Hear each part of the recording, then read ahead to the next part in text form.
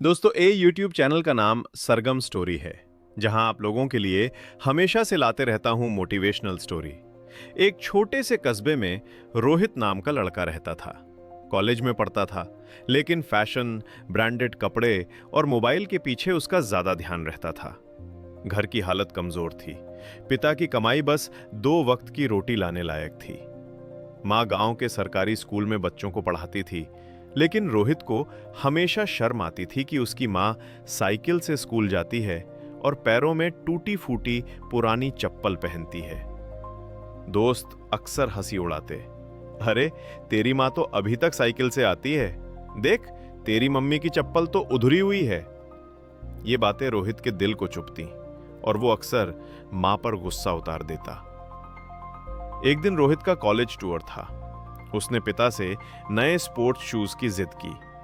पिता ने साफ मना कर दिया, बेटा अभी पैसे नहीं हैं, फसल बिकेगी तो लाकर दूंगा। रोहित भड़क गया, मां से भी बहस कर बैठा। गुस्से में बोला, आप लोग मुझे कभी दूसरों के बराबर खड़ा नहीं कर पाएंगे। मां ने चुपचाप उसकी आंखों में देखा, कुछ नहीं कहा। अगले दिन जब रोहित सुबह उठा तो उसने देखा उसके पास एक नया जूते का डिब्बा रखा था।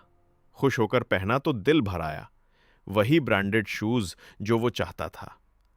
लेकिन उसी दिन शाम को जब मां स्कूल से लौटी, उसके पैरों में चप्पल ही नहीं थी।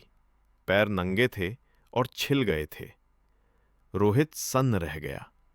पूछा, मां चप्पल कहां है?